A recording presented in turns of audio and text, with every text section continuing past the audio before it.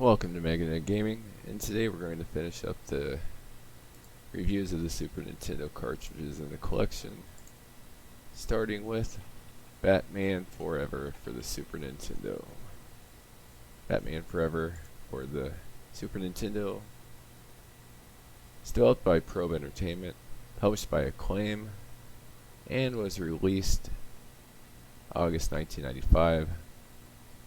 It was also released on the Game Boy, Sega Genesis, and Game Gear.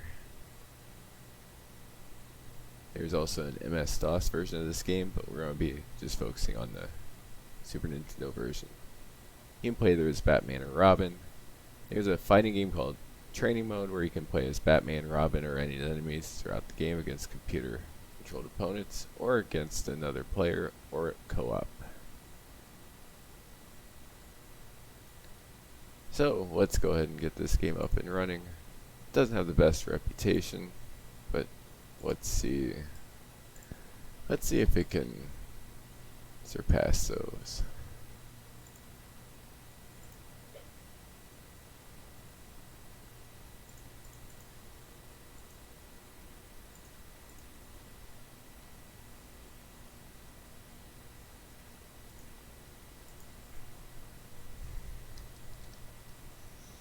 Acclaim was responsible for a lot of well-designed games at the time, and a lot of bad ones as well. So let's see. Put on easy just to make sure. Game.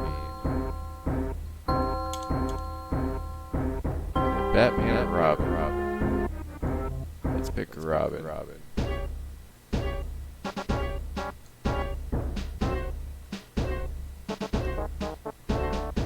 There's a lot of music throughout the game, and most of it isn't terribly well done. It's just kind of generic stuff like this.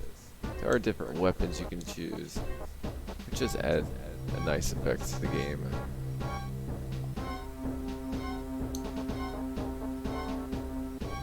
We'll just pick Slippery Goo.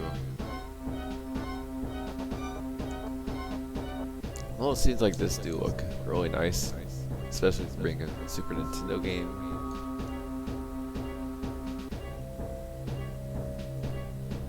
As far as the presentation goes, the presentation is above average. At least with the title screen, everything sounds a bit lacking.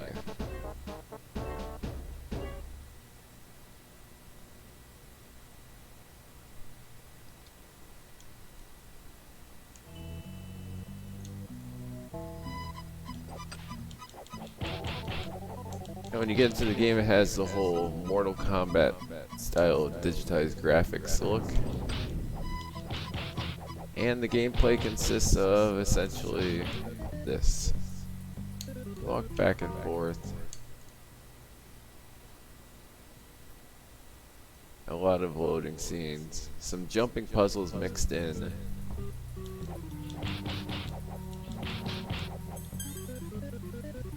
And you can find little secrets like that.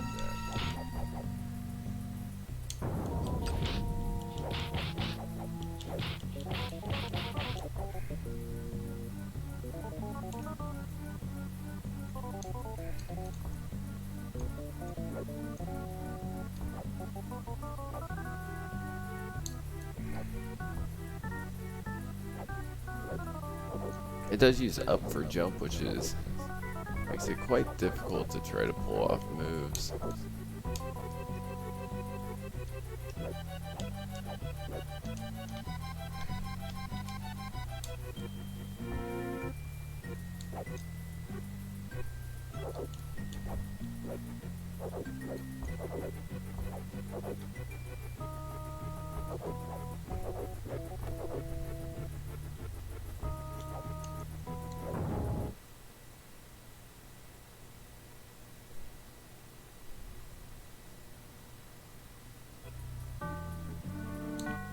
So the graphics don't look bad.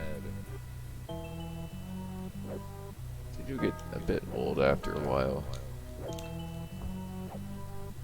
You have a lot of background. Some backgrounds are quite well done, but they do tend to follow a certain pattern. It's Gets rather old after a while.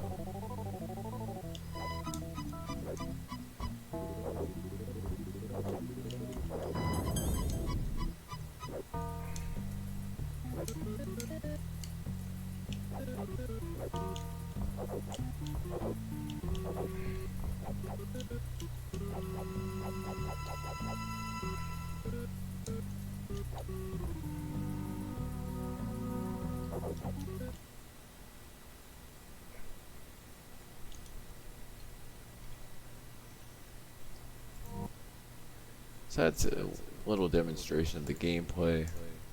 And the controls are responsive, but a bit delayed.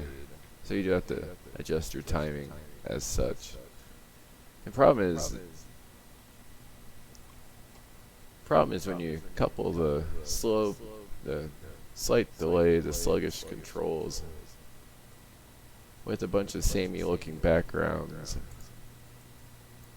A story that has a good presentation as far as the way it presents it in the screens to start off.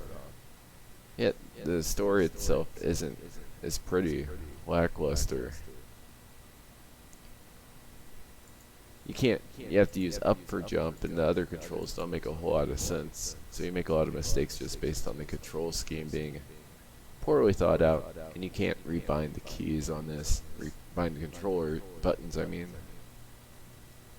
What you end up with is a game that it's playable, but there's nothing here you'd want to actually play.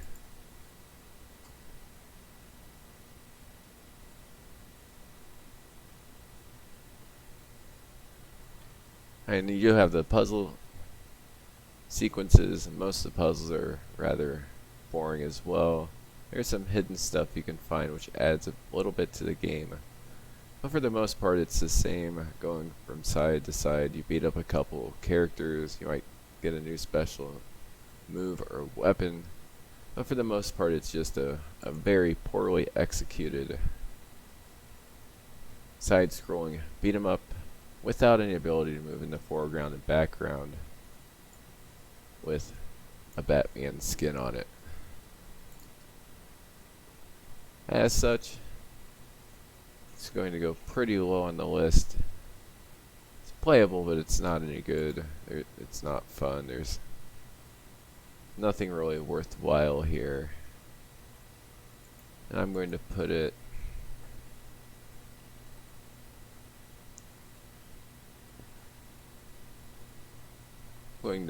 in the D range, the D plus range, and for now I'll put it right above Witch Haven for the PC and right below Star Wars Masters as Terraskazi.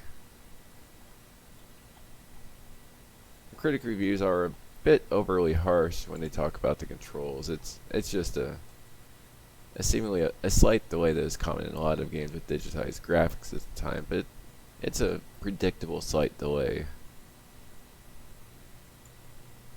It's just the game is designed in such a way where the levels aren't all that interesting. The secrets aren't that fun to track down, nor are the items you actually get fun to track down. And then the special items that you get aren't utilized in such a way where they make sense in the context of the game, making tracking them down more of a hassle than it's worth. You can pick this game up for rather cheap. My copy was less than $5 at a game store. And if you're looking to get your own copy, you go on eBay. At the moment, the lowest price copy is $2.79 plus shipping. So you can definitely get it for under $10. So, but even at that price, it's not worth it. Hope you enjoyed the review. Please like, subscribe, have a great day.